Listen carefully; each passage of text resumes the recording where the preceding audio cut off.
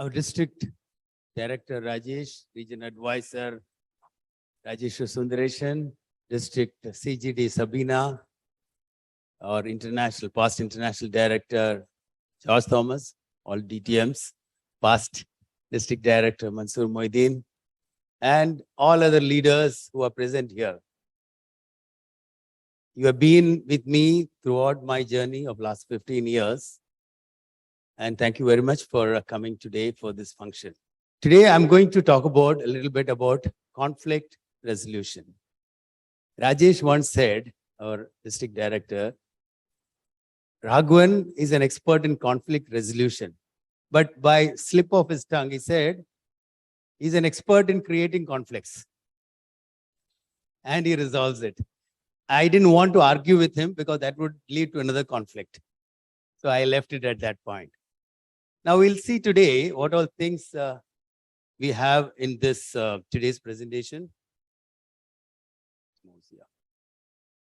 I'll be talking about what is conflict, why conflict occurs, and how conflict can be managed, some of the approaches and tips. That's it, very simple. Now, when I came to Middle East first time, that was in Bahrain in 2010. I remember one day my company PRO, Muhammad Ali, came to me and he suddenly said, Mr. Raghu, please forgive me for if I have done anything wrong or hurt you. I'm going for Hajj. So for a moment, I thought, why is he saying to forgive? Because I don't remember anything which he's done wrong. But he was trying to tell. Of course, he was going around and telling everybody. So when I asked my friend, he said, this is a practice followed by people who go for Hajj. Probably olden days, when people go for Hajj, they go by probably camel or walking and very strenuous journey. And they're not sure whether they'll come back or not. Probably those, I'm talking about very, very olden days.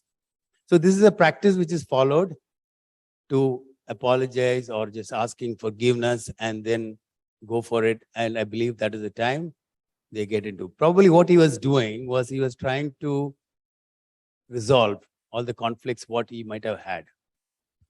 And conflicts are something, it's burden which we should not carry with us for long, because it will reduce your life.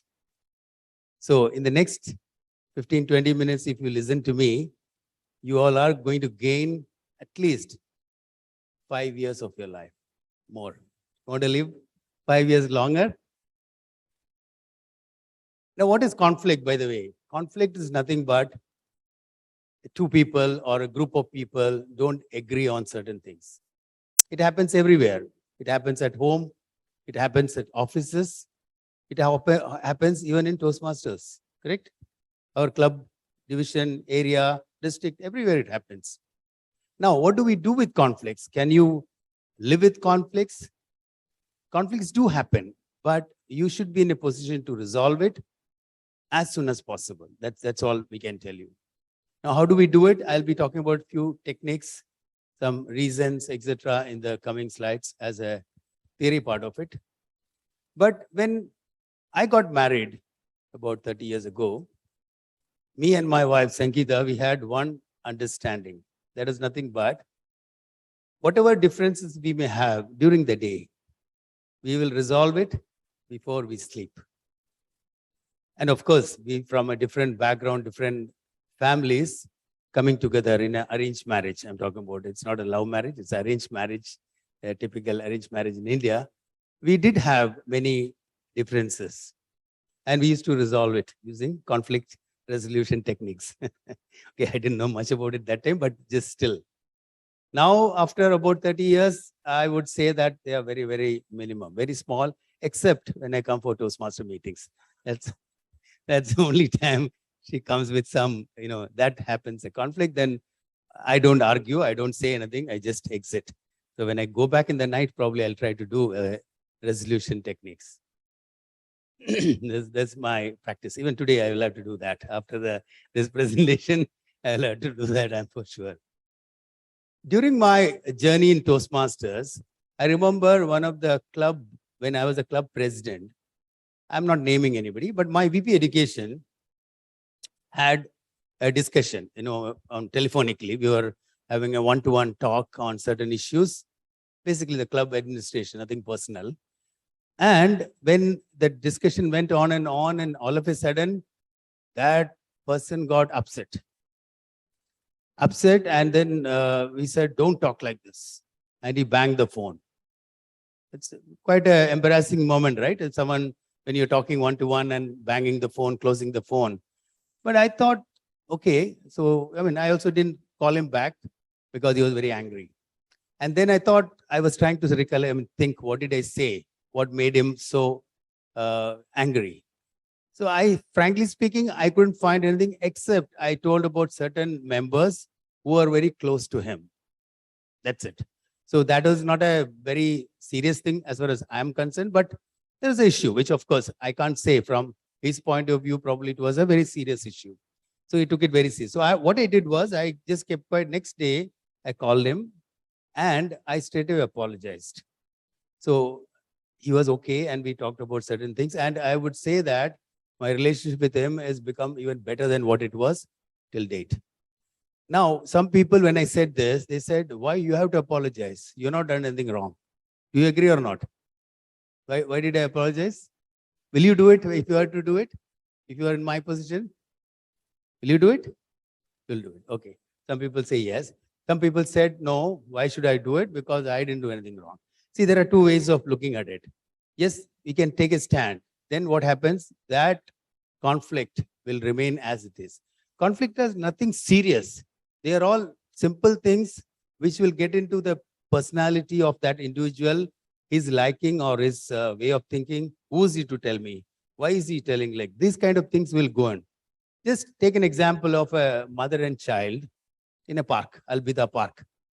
The child wants to do what? Child wants to run around, explore what's happening around, and that's what is playing around.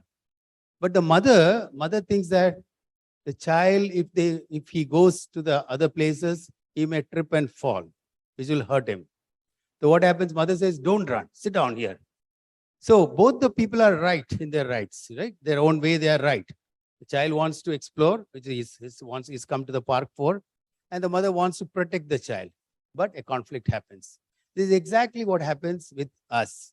When there is something which is important, and something which is good for both of them, both the sides, but still we don't agree on this kind of behavior. This is what happens in conflicts. Now we'll see some of this theory part of it. This picture, I'll show you two pictures first. This picture, I'm sure you all can connect to this, right? In the offices. This is a scenario in the office, it happens. Many of you would have come across, if not daily, once in a while at least, argument between employees, people shouting at each other. I've seen that in my office sometimes, people raising voice. Now, this picture also may be familiar to you. Is it? Sabina? No, I know. This is also a very familiar scene for many of the families we have. So at home, at office, everywhere we do have this kind of arguments, conflicts, difference of opinion, everything happens. Now, we'll talk about some techniques, some theory part of it. What are some of the conflict resolution techniques? There is something called a Thomas Kilmann model. First is avoiding. Now, avoiding is an example, if I can give you. There are some people, in India had a prime minister also that way. He will just think that there's no problem. There's no issues. And just sleep over that. Don't take any action. So what happens after some time? Both the parties either will lose interest or they'll think that, okay, it's gone. Definitely it's not a right solution, right way of doing, but it happens. Some people do like this. They don't take any decision. Don't take any decision also. The problem will just get resolved by itself, gets diluted. That's what they think, but it'll always remain. So definitely not a recommended solution for that. Second is competing. Competing will happen when two people are there, you are stronger than the other person. Then you can compete and win over that person. But winning over a person, what happens is that person will be hurt. He'll be sad. So it is not a permanent solution because that person who's weak will give in at that time because he cannot compete with you. But ultimately, is not going to be with you as a team. You will not be able to go together. So next is what? Accommodating. Accommodating is you become a big heart and say that, okay, I will consider your thing and I give up. I given. So that given again, it's equivalent to the previous one, that only one party wins. When one party wins, it will not be a permanent solution. This is what happens in accommodating. Then we have compromising. Compromising is a 50-50. You win, I win, both win. This is good. This is good. But the best, what I would say, is something known as a collaborating. Collaborating is two parties together doing something to achieve an ultimate goal. This is what we have to do it in Toastmasters. Of course, we do that quite a lot in Toastmasters. So there are different methods of conflict resolution. The highly recommended are the last two. Okay, this is the theory part of it. Just I have one more slide on the theory part of it. That is nothing but 5 tips. First and the foremost tip is listen. That many people don't have the patience to listen to, right? First, be a good listener. When you listen, what happens is the person who's angry and is actually pouring in all his frustrations on you will have a reason to listen back. When you talk, he has to listen. You agree or not? If one person shouting and talking in the top of his pitch and you don't listen to him, then when you talk, he will also not listen to you. So best and the first thing you do is listen to the issues, what he used to say. Second is make conflict resolution priority, not winning. There's a problem, don't think that I have to win. If both the sides think that they have to win, the conflict will remain as it is. So conflict resolution, what is the issue? Let's resolve it. That should be your topmost priority. If that is done, the conflict can be resolved. Third is focus on the present. Maybe he's been like this all along his life, but then I won't allow him to win over me. That is not. Current issue, what is the problem now and how this can be attended to and resolved. So look at the present rather than the past. Then we have be willing to forgive. This is probably the one I did. As I said, I'm sorry, though I was not really sure whether I've done a mistake, but I told to the VPE that I'm sorry. That is what willingness to forgive. That's also one very good method of conflict resolution. Now, last and final is agree to disagree. You cannot do everything. You cannot agree on whatever people say. So sometimes what happens is people finally think that, okay, we are not able to agree on this particular issue, but let's move on. Because there are many things to be done. So that move to the next stage, keeping this as agreeing to disagree. So there are different ways of the tips to resolve conflict. Finally, I want to end with a small story. How many of you heard about Mukti Dham, a place in Varanasi or Banaras? Yeah, you heard about it, right? Mukti Dham is a place in Banaras or Varanasi for people who are not from India. It's in north of India. There is a place, a holy place for Hindus. The Hindu religion people, they consider that to be a holy place because there are so many temples and the river, one river is there, very holy river called Ganga. It flows through that area. So everyone believes that if you die there, the end of your life is in Banaras or Varanasi, you will achieve salvation. That is, you will go to heaven direct, straight. There's a direct route. So this is a belief. I still believe, I still remember one of my ancestors, one of my great-grandfather went to Kashi and he never came back. That's what the story goes from my mother. So this is one place. And there is a place called, where there is a hostel called Mukti Dham. Now, the Mukti Dham, beauty of Mukti Dham is staying in that hostel is free. It's only for 15 days. This is for elders or the old age home. You call it old age home or elders can stay there 15 days. What does it mean? In 15 days, if you don't die, you have to vacate. So people go to that place only when you are in the very, very, very final stages of your life. So this is a picture of Mukti Dham. This is a real picture of the place. This is the place in Varanasi or Banaras. It is called now the Mukti Dham. Now here, a story of Shambhu Sharan Tiwari. He's in the late 80s. He checks into this place. Okay. And some of the inmates of this place is also in there in the picture. Okay. So these are the people, as I said, who have checked into that particular place, Muktidam. So Shambhu Sharan Tiwari in his late 80s checks into this place and he's there to what? Die. But after 1 or 2 days' time, he starts getting very restless. He doesn't know what to do. So the caretaker of the place, he said, are you having some health issues, something to the health issues? So he says, no, it's not a health issue. But what is bothering me is I have a brother with whom I have not been in talking terms for the last 45 years over a ancestral property. So that because of that, the house they had, the ancestral home they had, they divided with a compound wall in between. So, and not in talking terms, 45 years, not a small time, own brother. So he says, I want to meet him. So this manager said, okay, give me his number. He gave his number.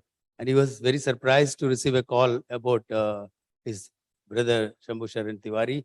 And he came in and brothers met. They talked to each other. They had to talk about 45 years story. Finally, he said, the elder brother apologized for whatever he has done for this ancestral property. I said, please go back and break the wall in between our houses. That's the first thing I want you to do. So brother was also very emotional and he said, okay, I'll do it. And he bid farewell from his brother and he went home. And he might have broken the wall. But the Shambhu Sharan Tiwari died after another 4 or 5 days, he died. So what I'm trying to tell you is, all of us, we all wait to unload our burden, our conflicts, whatever we have. Let it be with your relatives, friends, even Toastmasters, till the end. Why do you want to keep it till the end? Try to unload it as soon as possible. Because the good news is that you're all alive now. The bad news is that we don't know how long, especially in this corona situations. So resolve all your conflicts at the earliest. That's all I want to tell you, and lead a happy and prosperous life.